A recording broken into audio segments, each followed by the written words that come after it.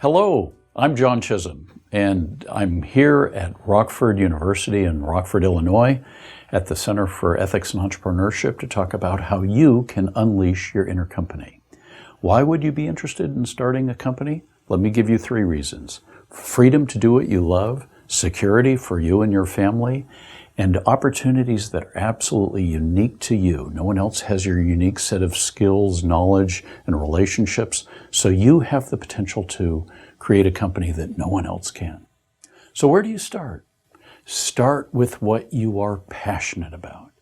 It could be a sport, field of study, your family, an organization, anything that you have deep feelings about and strong feelings about.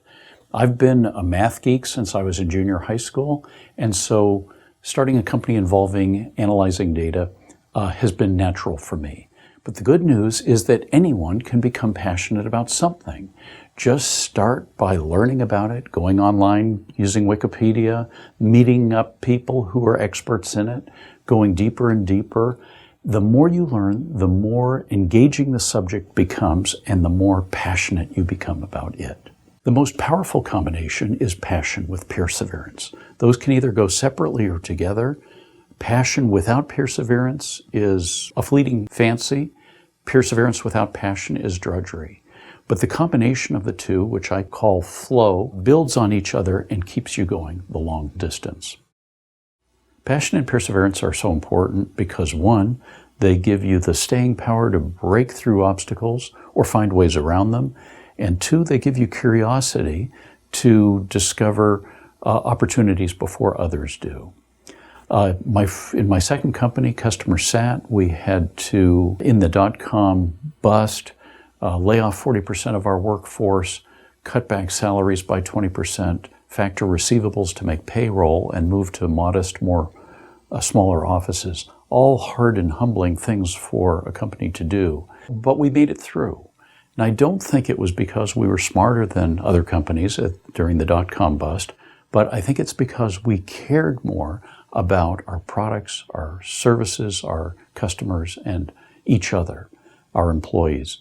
And that combination of passion and perseverance, I think, is what got us through. Within areas that you're passionate about, it only takes 2 things to start a business: a customer need and an advantage for addressing that need. Your advantages are your resources relative to others who are addressing the same need, namely your competitors. So let's start with the needs. Millions of customer needs surround us all the time. Some people say that all the customer needs have already been satisfied. Nonsense. Every time there's a new solution, that creates new needs and also enables new solutions in 3 ways. 1, the solutions themselves can be improved. 2, the providers of those solutions have needs. And 3, the solutions create needs around them. So there has never been more opportunity to satisfy customer needs than today. Here's one way to think of lots of customer needs. Think of any product or service you currently use, say running shoes. Great. Okay, now what are limitations of running shoes? Well, I can think of 3. They start to smell after you've worn them many times. You can't easily change the shoelaces to match your outfit or shirt. And they don't tell you how far you've run or how long you've run. Great. Those are 3 customer needs. Are they real? And do they already have solutions? Well, for that, we need to do some research. Go online, talk to people, see if many other people have that need, and see if there are already solutions to those needs. If there are solutions, great. Those solutions themselves may have limitations and suggest new needs around them. And if there aren't any solutions that you can find, great. You have found a need for which there is a solution waiting to be found.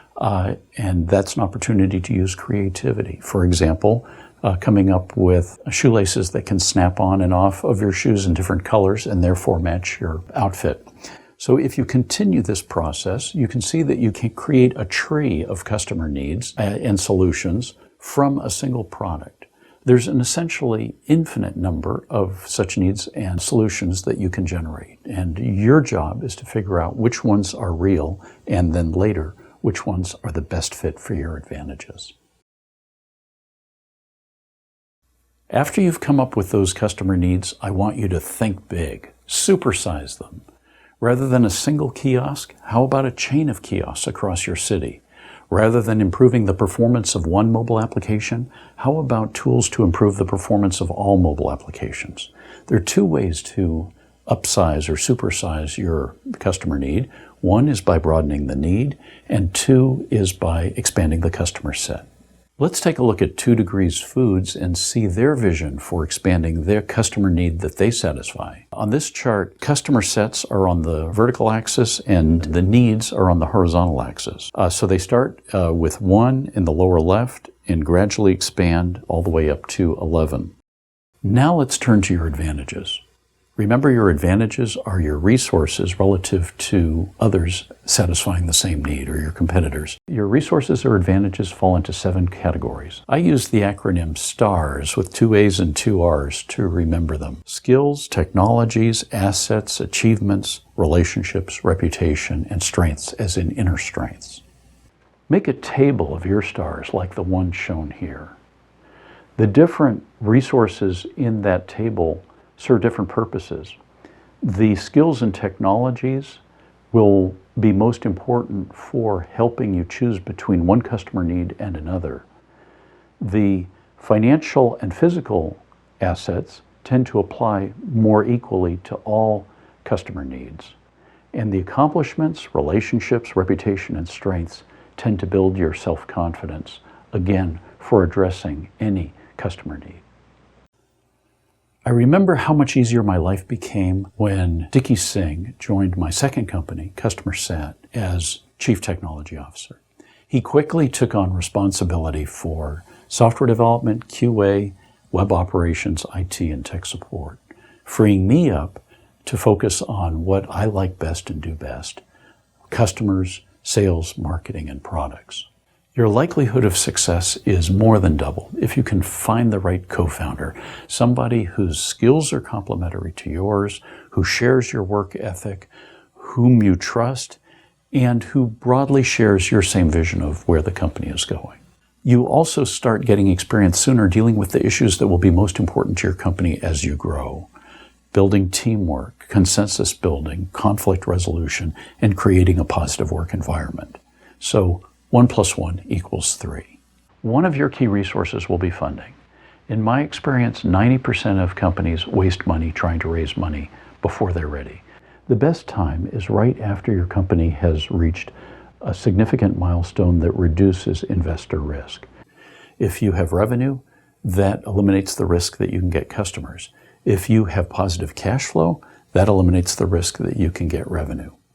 By waiting until you reach one of these milestones, the deal comes together more quickly, you are in a stronger negotiating position, and you can get back to running the company, which is what you really want to be doing.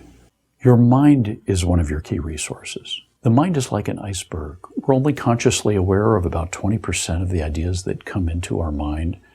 80% come in through our unconscious mind, and we're not even aware of these ideas and messages.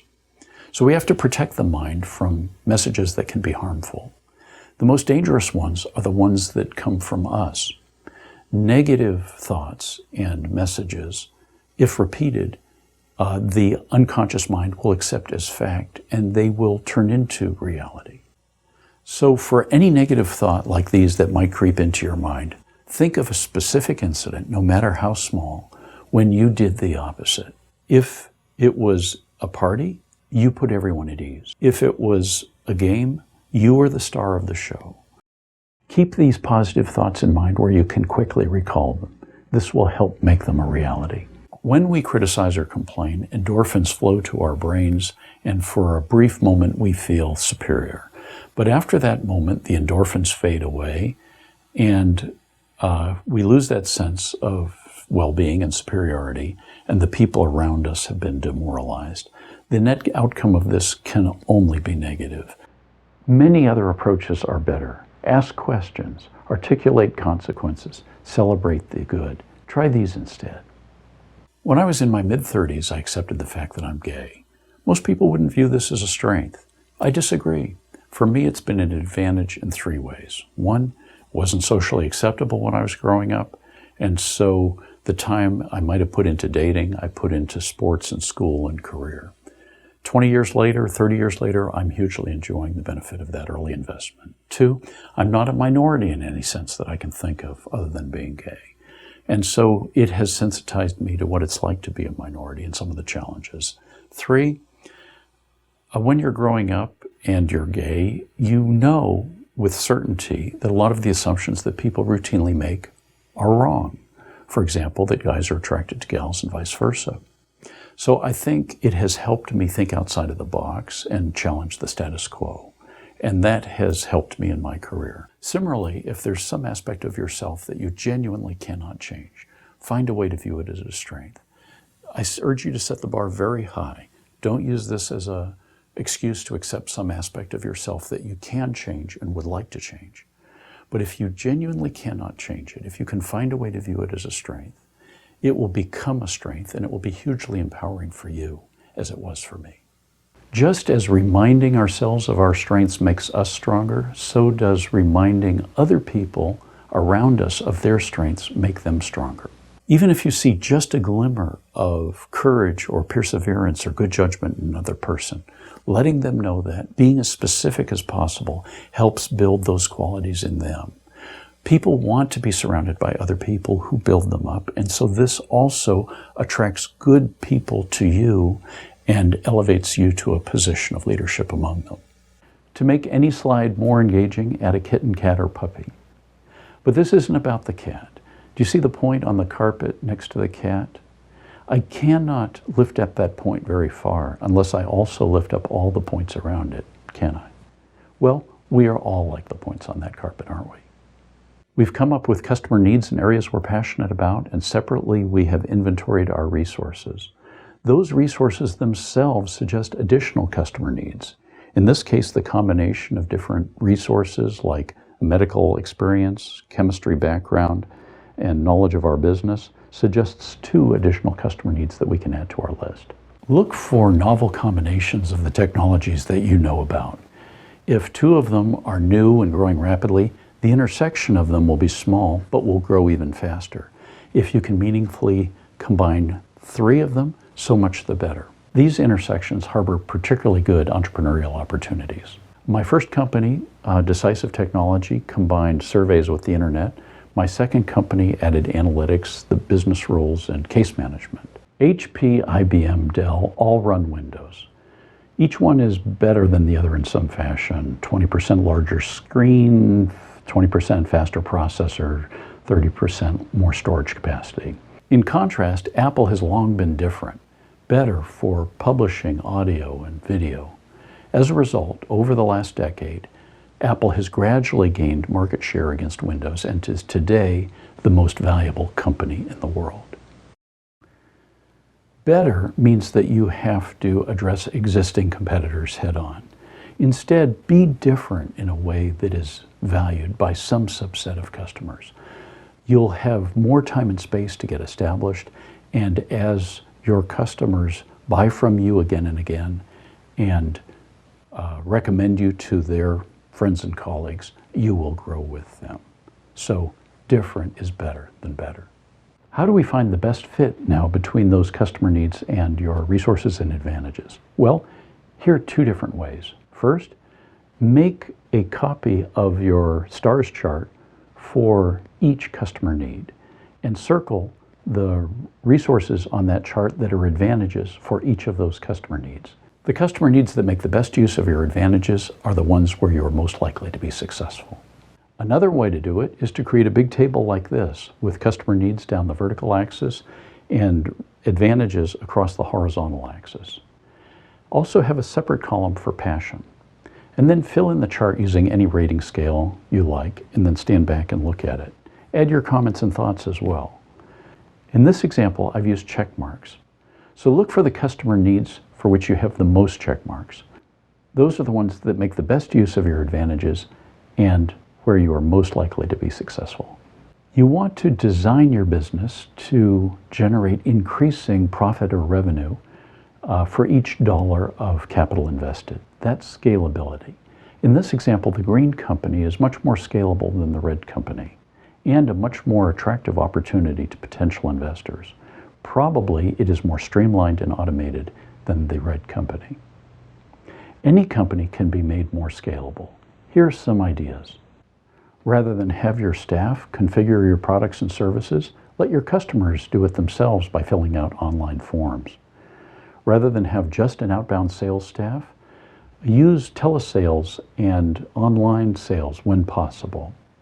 Rather than deal with invoices and purchase orders, use credit cards and debit cards wherever possible.